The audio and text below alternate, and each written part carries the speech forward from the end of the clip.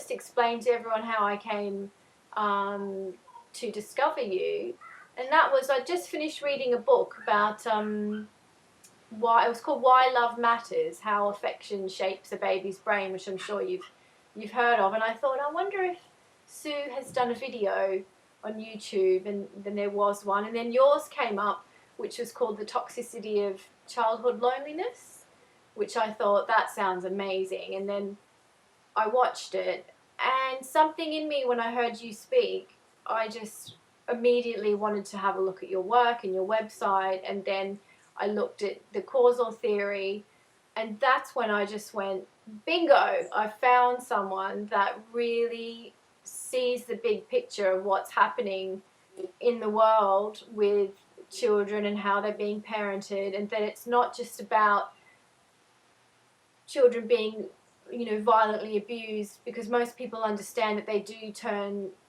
into people that are not exactly happy and healthy, but that other forms of problems with parenting can impact people from so-called good families who have grown up with money and go to a good school, but because of the way the parents were brought up themselves, they have learnt types of behaviour that they then give off to their own children, which can cause a lot of unhappiness, depression, anger, because I realised myself that, the world is very toxic, not just with people's health, but also with their emotional state, and that it creates cycles of abuse or cycles of behaviour through generations that can then impact, so many people down the line, and cause great unhappiness. And we only have to look at the rates of depression in the entire world, particularly that of the Western countries, to know that it has to be something that is not necessarily chemical, because the companies try and make everyone think it's chemical, but it's more than likely for most people caused because of how they've been brought up. I would say for everybody. Yeah. I don't think there are any exceptions. Yeah. I would say probably about half of the things that make us feel crazy and act crazy are things that most people find acceptable and normal. The causes, including daycare. I don't think the world understands how dangerous daycare is for a child, and how long term it changes, the potential, the child's potential profoundly. It changes their personality for life. It takes away that strong internal sense of self core, leaves an emptiness instead, leaves some anger and mistrust. I mean, wow, daycare is just so off the charts. And then another thing that's really harmful, that's pervasive, that's everywhere, is this a kind of repression ethic. I mean, I work with parents commonly who don't want to apologize to their child. They want to defend themselves for the mistakes they made. And the child might be saying things like, I hated the man you married. Like the stepdad, you chose him over me. And I mean, maybe the mom didn't even understand. I mean, maybe the guy was fine, but there was the way she went about introducing him, and the way he went about meeting the child and treating the child. They just went on with their lives without recognizing that, this is an upset. There's no ceremonial connection being made. I mean, there's so many thoughtless things that parents do, but the biggest thing of all is the primacy of the parent's feelings over the child's feelings.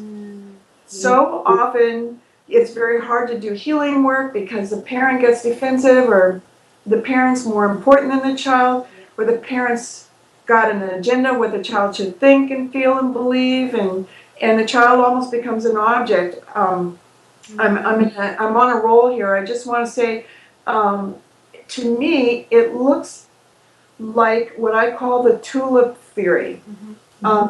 When my husband and I were younger and we were into gardening, we ordered 100 tulip bulbs from the Netherlands, and they came with instructions that said everything that this flower will ever need is in the bulb.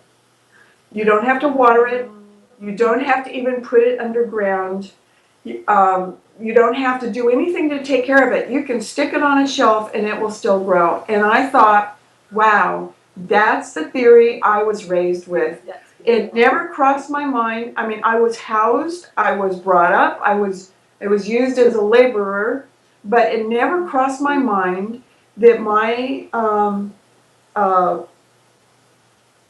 or it never crossed my parents' mind that I was a person, that I needed anything, that I felt anything, that I had a point of view.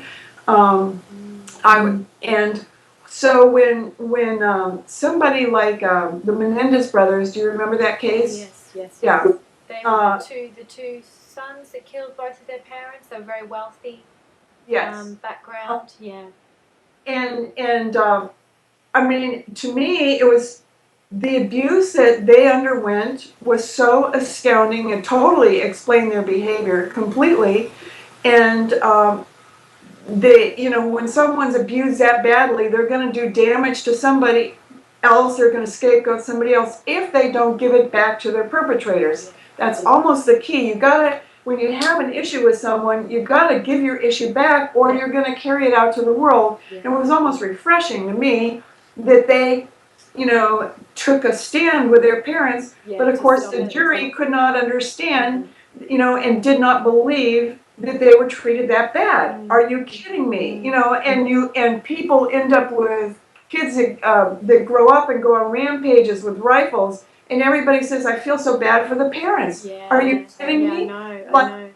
The world doesn't get it. That the way we turn out has to do with our parenting. There's a disconnect for us. Yeah. The way the public sees people, it seems like there's a complete, even forensic evaluators don't see the connection between the adult and the childhood. Yeah. It blows me away. It's like the whole world is walking around blind. Yeah. Blind. But you're not. And congratulations. That's one of the things I love about you. And you aren't even in this field, and you picked up on it. You see that. Well, I think partly because I had my own childhood problems that, still have deeply affected me today. And I was diagnosed with borderline personality disorder. And whilst I don't label myself in that way now, years ago I certainly fit that category to the T.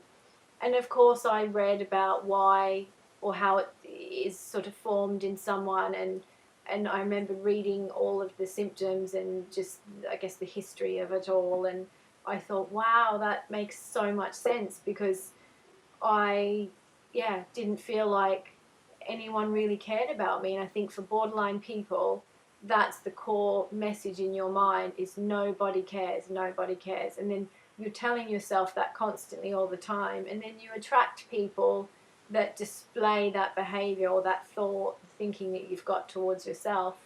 And I, of course, come across a lot of other people that I've met through the years. I can spot people that have similar backgrounds to me, and it's just made me realize that people might not be given some kind of diagnosis, but their core feeling of how they view themselves and the world, and then how they interact with other people, is not necessarily healthy at all. And it's all fixable. You are living proof. I am living proof, because I'm a recovered borderline. Wow. It's all fixable. As a matter of fact, I've been diagnosed with bipolar and schizophrenia, in my younger years. Absolutely. It's all fixable. Oh my goodness, that is amazing. When you know it's not genetic, it's an environmental thing, then it's fixable. It's a matter of getting the old feelings out, getting new information, new feedback, having somebody guide you through what healthy people know that unhealthy people don't know, someone who teaches you how to process your feelings. It's all fixable. Yeah, and that's amazing. I mean, I kind of knew that a lot, well, or most of it was from childhood treatment. But when I read about schizophrenia, I thought it was genetic. And then when I discovered that was it over 50% of people with schizophrenia have had some form of sexual or physical abuse, I just read that and went, wow, that is incredible. But again, when you understand what a good attachment is and versus what not good attachment is, then you can see how traumatic it is for children to have certain things said to them, or even lack of physical contact. It makes sense that the brain would just not properly form and almost, malfunction, like a computer that starts to not, work very well. The brain has that capability too. Way to make a schizophrenic: first, you don't touch them sufficiently. Second, you deny them their point of view. Third, you impose another point of view as to what they should think and feel that makes no sense. No sense.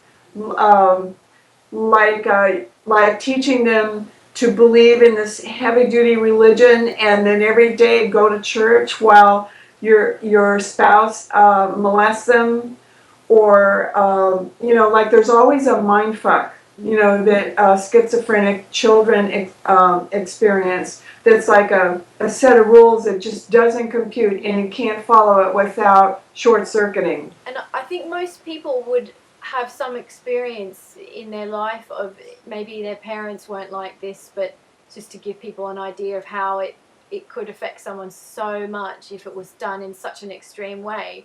It's like if you work for someone and you're not allowed to put your point of view forward, but you know that you're right, or you have value, but someone is just cutting you off and saying no, no, no, no, no.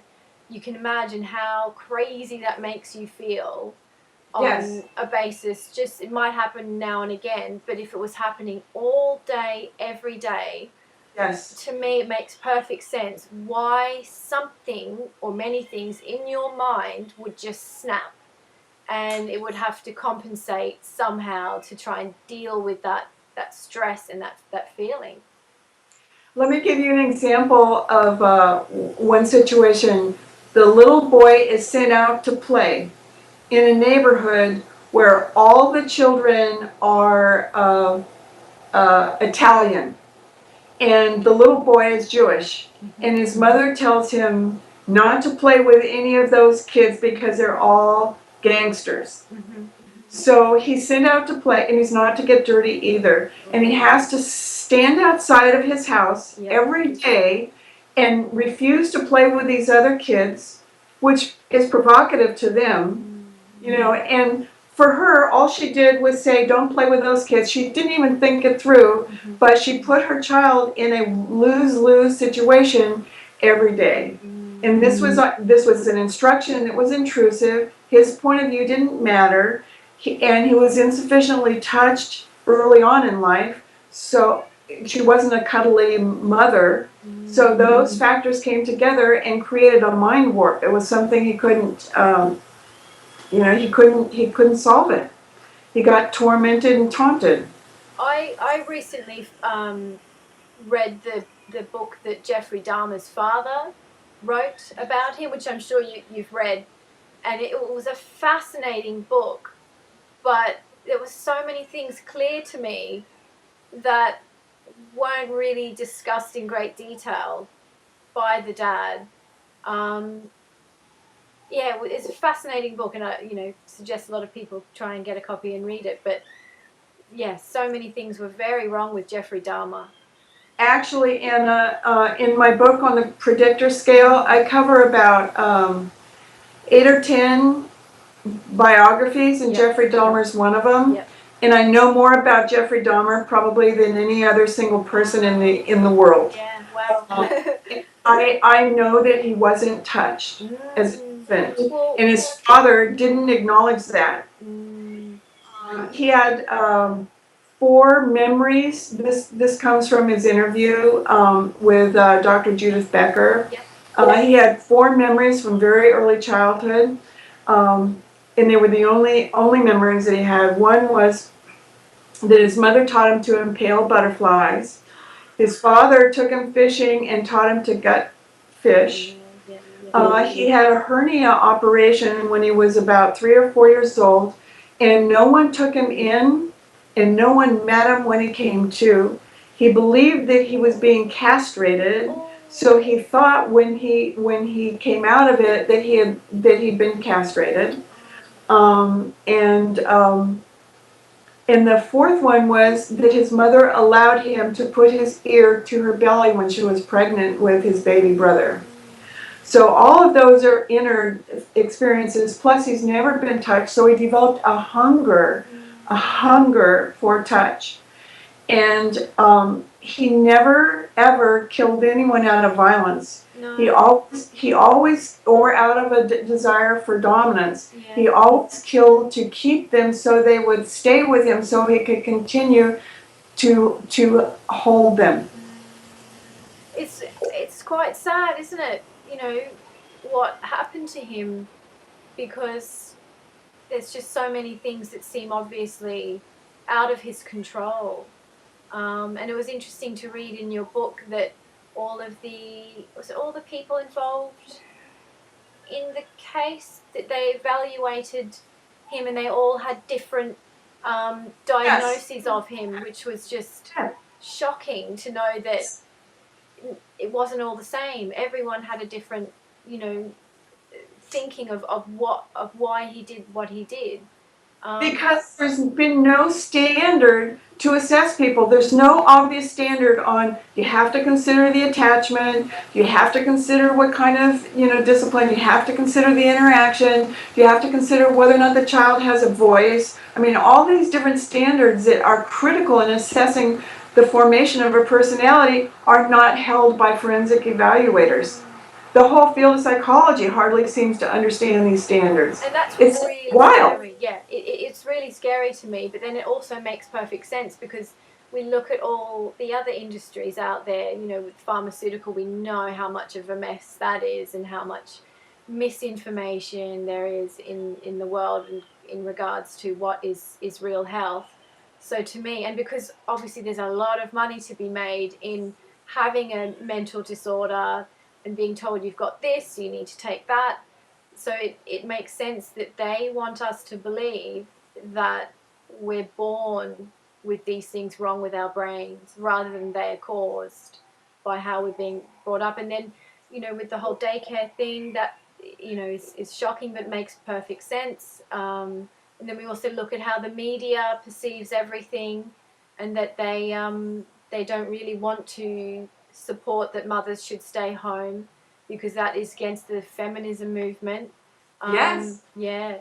Odd bedfellows, huh? Yep. An alliance between the feminist movement, which is dear to my heart, and the pharmaceutical industry. It's phenomenal. And here in the United States, teachers are part of that. They want these children medicated because they can't teach class now. Children are not what they used to be. In my day, the worst thing that children would do would be, cutting in line and chewing gum. Once in a while there'd be a kid that would, be, the bad kid of the class. But now, probably more than 50% of a class has difficulty sitting still, paying attention, following instructions, and then there's, a significant proportion of them that are defiant. The school, the classroom is not what it used to be. No, not. I mean, even in it's a few years now since I went, but I don't remember. There was a couple of children that you look back on and you think something wasn't right with them, but it was 1 out of 20, rather than now. I don't know what the statistics are, but I guess out of every 6 kids, probably at least 3, maybe more, would display some kind of behavioural problem that parents think is something that they've been born with, and they don't connect that it could be, well, it is the way that they've treated them. So yeah, I feel it's a very urgent message. We need to get it out to people, how to create happy, healthy children, because the impact of what that could do in terms of the entire world, and looking at what the world is like now, pretty much comes from people that aren't happy or healthy, spirited and minded. Because when you are happy and healthy and you've had good attachment, you're a loving person. You don't want to be evil to people. You don't want to abuse others. You don't want to, steal money from people or become obsessed with it. You just want to be a good person. And I think, yeah, people need to understand, as a parent, it's a big job that we have. And of course, there's so many books out there that say this is the right way, that's the right way. But I don't think people have really understood the attachment issue like you've, discovered. I think it's somehow they kind of think that parenting matters, but I don't think they really get the big picture. I don't think they get that they're raising a personality, Yeah. and they're raising the character, and everything they're doing in all that interaction, whether they validate or invalidate their child, all of the things that transpire between them and their child are the forming of a human being. It's so much fun when you do it right. Yeah. It's the cause of causes. Mm-hmm. It's the original cause. If mothers and fathers, but especially mothers, can do it well and have a good time from the very beginning, we could change the world. Yeah. We absolutely could change the world. Yeah. I so feel that, and that's why I just want everyone to know about your book and to read your articles, and just to really take more of an interest in learning about attachment, and what makes, good behavior, what makes bad behavior. And people just need to take it, it's not just something you read one book about, or that you just read for a few hours. It's a lifetime of learning and changing your behavior when there's a different time in a child's life as well. I just find it funny that, when women are pregnant, they just read some standard book they saw in a magazine, and they think that they just have to follow that. And yeah, there's just so much confusion out there with what to do. So what would you say to parents that are some of the most important things to not do, and then also the important things that should be done to ensure that a child has a good chance at feeling love, being attached, and not falling into a category where they're going to be given a diagnosis of something? So they're going to be a normal, happy human being. Oh boy. I guess you want me to summarize the manual. Yes, please. Because essentially, you want to make sure that you have a continuous attachment at least to the age of 3. In other words, you don't drop your child off. You don't go out, leave your child with babysitters. A 1-year-old can handle 1 hour once a week away from mommy. A 2-year-old can handle 2 hours twice a week away from mommy. A 3-year-old, 3 hours 3 times a week away from mommy. 4-year-old, 4 hours. 5-year-old, 5 hours, and then it grows. Yeah. After that. But the first 5 years, it's sort of, like that. And then while you're with your child, you're not your child's playmate, and your job is not to give them everything that they ask for. That's a major mistake that a lot of parents are making today, maybe out of guilt, but they're not teaching their child ethics. The best feedback that your child's ever going to get is your disappointment. So, when your child does something wrong, you could say, Mommy doesn't like that. Yeah. Yep. Yep. Just like that, Yep. Yep. That's good. and wow, that's a shocker, and the child gets it, and you have to absolutely love your child to discipline them. If they don't feel more loved, then they feel corrected, Yeah. then you're really on the wrong path. You're going to create defiance and low self-esteem and reactivity and etc. So your child has to be secure.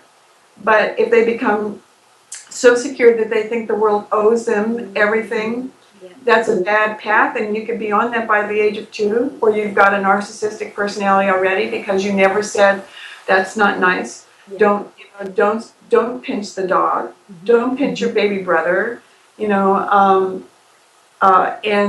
you don't have to say, when you're disciplining a child, you don't have to say, now that's not nice. We don't. They know. Yeah. A Yep. baby knows.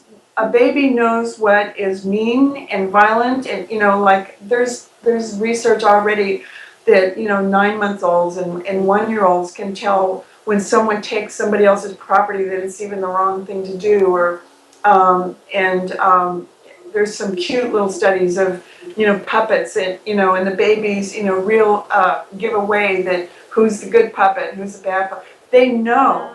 So when we treat our child like they don't know better, we sort of give them the impression that we're dumb. Yeah. Wow. And then they think that they're pulling the wool over our eyes, and before they're 1 or 2 years old, they think that they're smarter than us. And that makes them very insecure, very unstable, very worried, and then they become very aggressive because they want to prove to us that they need our guidance and they need us to step in, and they're daring us to take charge. So, there's 2 ways. Most of my audience actually tends to be the parents who create the narcissists. I don't get enough of the parents that are creating the violent, abused, and neglected children. I wish I got more of those parents. Yeah. I'm figure out ways to get to them. But so then once we've got a secure child who's gradually discovering the world, we protect them while they discover the world. We let them have these experiences and make sure they're safe. My child was calling up and ordering a pizza by the time he was 5 years old or 6 years old.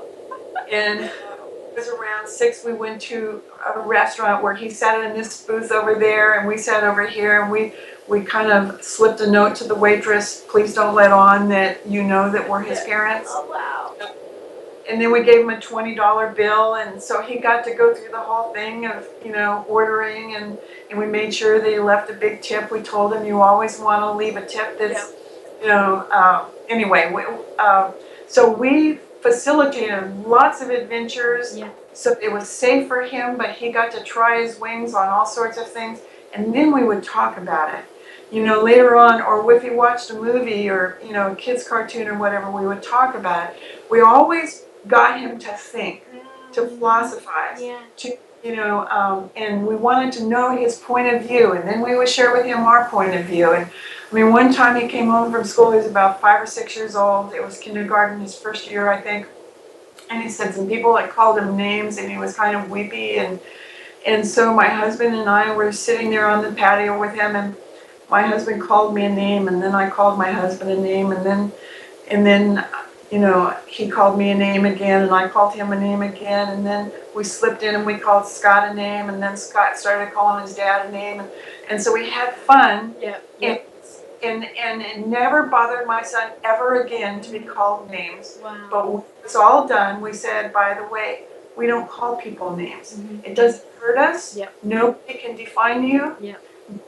But we don't call names. So now you know what it's like, and it hurts people, so we're never going to call people names. And he understood it. He got the whole thing, and so it's fun to raise a child. You have to be on your toes, and you're thinking, and as long as you're aware that you're creating a miracle and you're in the miracle. Like the dialogue is deeper, and you don't feel so stressed out and you need a break and all that stuff, because you're not looking at your child like this little object that you have to take care of, and what a pain in the ass that is. You know, you're in the most creative experience in human existence. Yeah. And it's such a gift and an honor when you look at it like that, because you are witnessing something incredible that not only has come from you, but with the right intentions and the right way of knowing what to say, it can be incredibly special seeing your child turn into this fantastic human being. Yeah.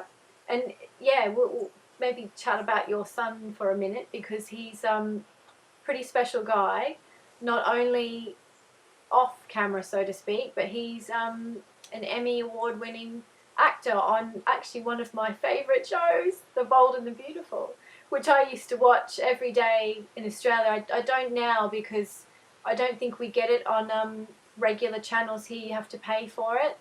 But I've certainly looked at some of his clips on YouTube, because someone made a compilation of some of the best scenes that he's been in. And I know you hear this all the time, but he's truly an incredible actor.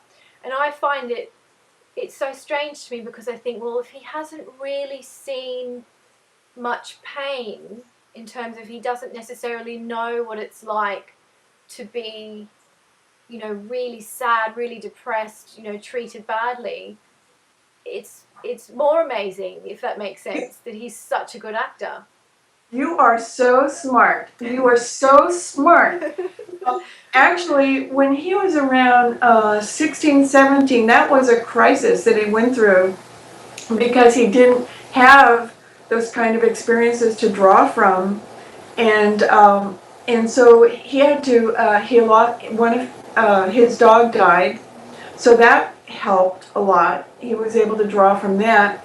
And then when he was about 19 or 20, he had a deep relationship with a young lady, and they were both young, but she got restless, maybe because she was so young, and she broke up with him, had an affair, then wanted to get back with him, and so they were just getting back together and had dinner, and they were walking through a parking lot at night on the way back to the car, and she revealed to him that she had slept with this young man who was always in competition with Scott, almost like Scott's nemesis. Oh no. And so Scott, his knees buckled, and he went down on the pavement in the parking lot, and he hugged himself.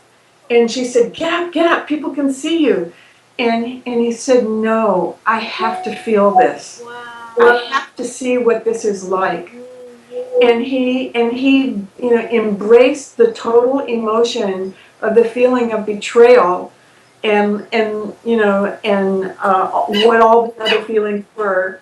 Wow, that's incredible. And it's interesting that he could do that. He could drop to his knees, because I think that shows he's able to feel vulnerable, which is a lot of people. My own problem is I have a very difficult time letting people see that they've hurt me, or letting myself be loved. So the fact that in that moment he was able to show that vulnerability is a sign of good attachment. Yes. Yeah.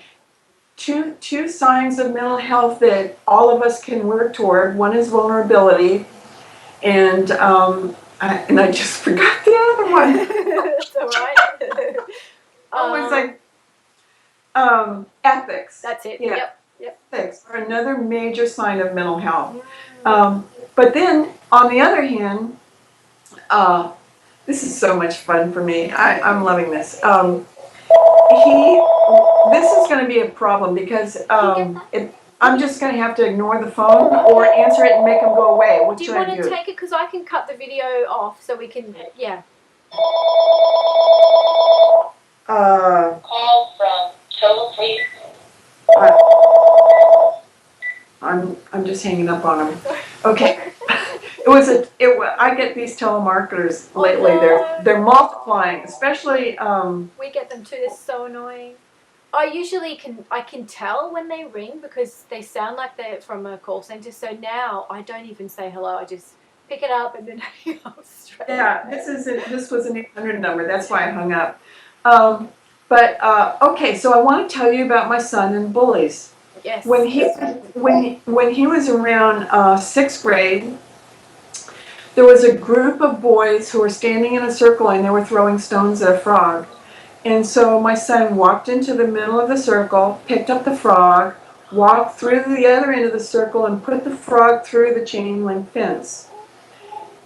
Then, when he was around eighth grade, a friend of his told him that he was afraid to go to his locker because there was a bully there that would always shove him around. So my son said, well, are there any other lockers around there? And he said, actually, there's one between us. So Scott said, okay, well, I guess I've got a new locker. So during the next change of classes, Scott walks towards his locker, and as he's approaching, he sees the bully, bump his friend Josh. And so Scott walks up and bumps Josh too, and he says, that's okay, he doesn't have any feelings. And then he says, hi, my name is Scott. He shakes hands with him and he says, and this is my good friend Josh. So it transformed the whole experience into humor. Wow. And completely deflated the guy. So then the next time, he's like in the junior year in high school, so he's around 16, and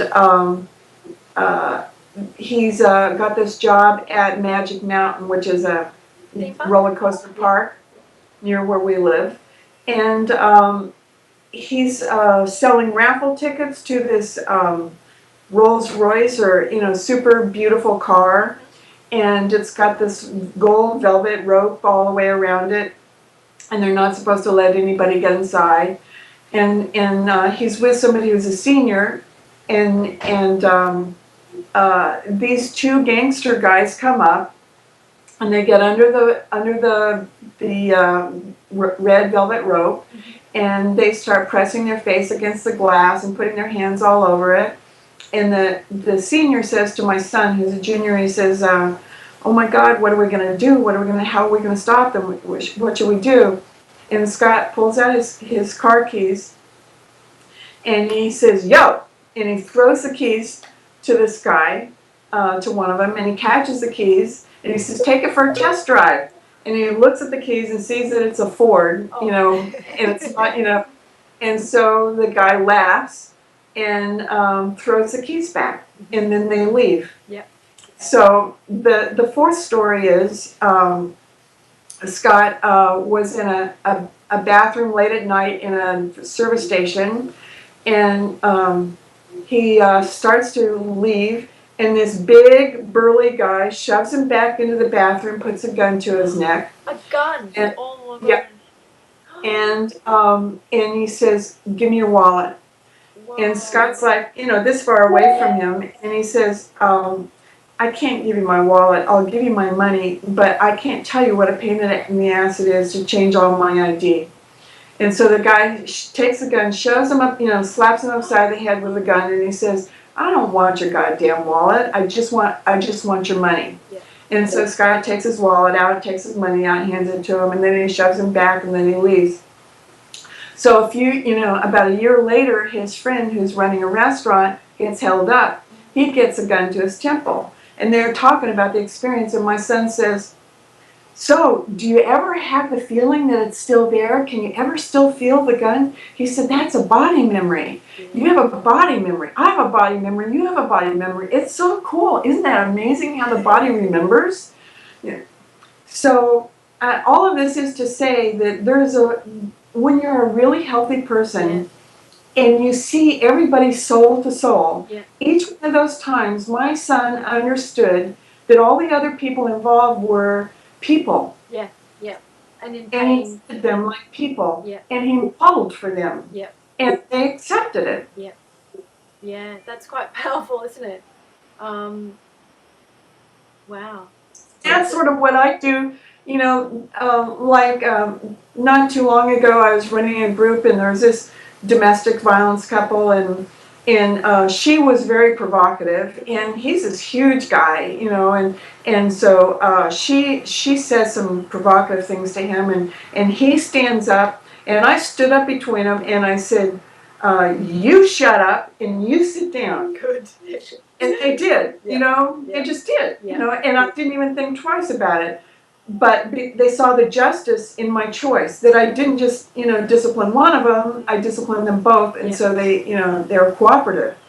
And I always relate to people soul to soul like that. And really, I guess, you know, the crux of most people's behavior when they're adults is they're still little children on the inside that haven't had their needs met and are trying so hard to get them met, even in ways that are not healthy. It's all they know because it's behavior that's been imprinted um, by the way they were treated. So for parents to be really good at their job, they have to work on themselves a lot to Yeah. not continue these behaviors to their children. So for me, I had to. I mean, it's been a long process for me to get well health wise, and you know I've still got a long way to go in terms of healing my own stuff. But um, I mean, when I was 21, I could have had a baby then, and it didn't turn out that I did, of course. But I am so grateful that I wasn't a mum at 21 because I was so mentally unwell at that stage to the point where I was almost psychotic. And it scares me thinking what I could have been like as a mum at that age in the state that I was in.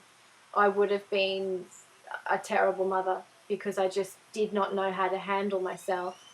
And I wasn't able to control my anger. I was still capable of being very cruel and saying awful things, and still so much in my own pain body all the time, thinking about the way I'd been treated.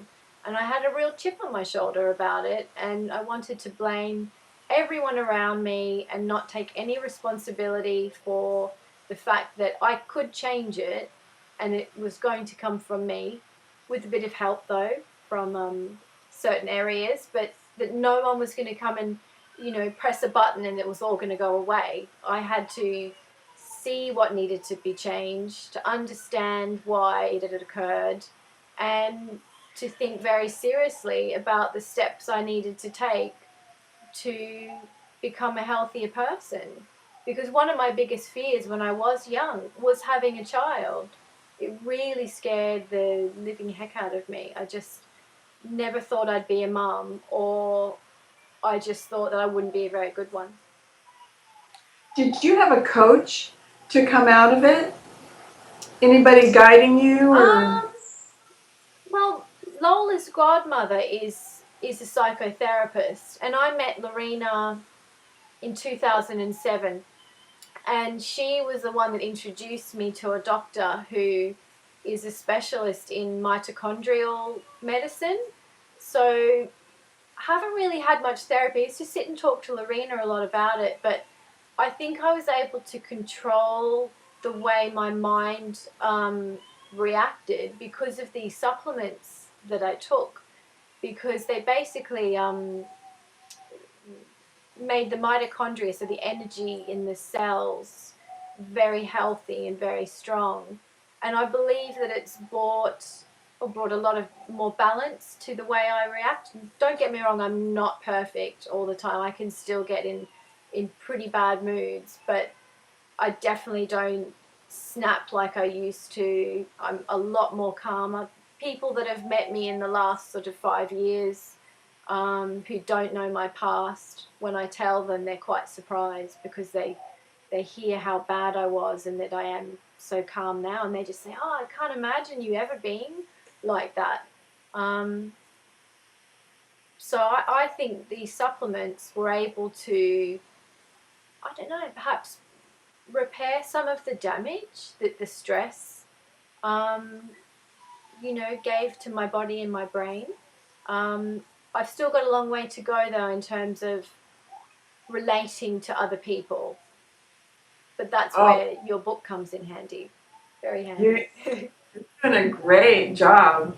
By the way, I just recently read a little piece, maybe I'll send it to you, about, my son sent it to me, about introverts. That introverts can speak to 3,000 people. It's just that when they come off the stage, to have to dialogue with them one-on-one is a chore. Yeah. And I'm an introvert. Yep. And my husband's an introvert and my son's an introvert, even though he can talk to anybody. Yeah. What introverts really want to talk about are meaningful things. We can't do small talk. Yep. So I don't know if that is ever gonna. I don't think I'm ever gonna become, an extrovert or a comedian or any of those things. But I can have a deep, meaningful conversation, and that's almost the only kind of conversation I can do. Yeah, I'm exactly the same. And I wonder if that's a part of the whole borderline personality people, because some of my friends who've been diagnosed with it too, they're the same. They just cannot sit around and talk about something that's not helpful or interesting, because it's not just boring, it just is awkward. Yeah. I think I haven't figured that out yet.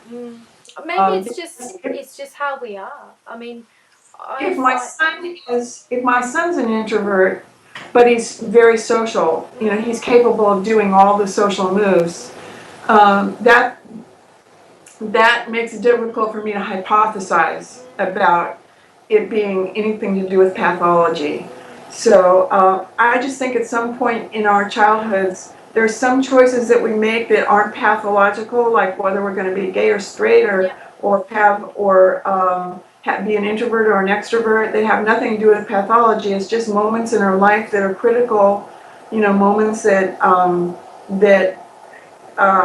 the link gets made and it gets reaffirmed, and that's it. It's not anything that can ever be changed. But I don't think it's genetic.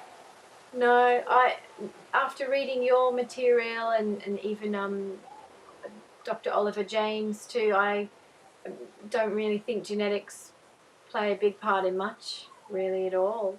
And it seems, again, it's something that the media and the pharma, big pharma want people to believe, because it's easier for them to blame it on something that they can try and create medication for. They're making a killing on daycare kids. Boy, the ADHD, and there's a new diagnosis, pediatric bipolar. And I believe the pediatric bipolar are the children who are in daycare before the age of 1. And then I think ADHD is for also RAD children are in daycare before the age of 1. I think you could say pediatric bipolar, they're in the daycare maybe even by 3 weeks old or 6 months old, and then RAD is next, and then ADHD is next, and then children with separation anxiety, after that, it gets better as you get older.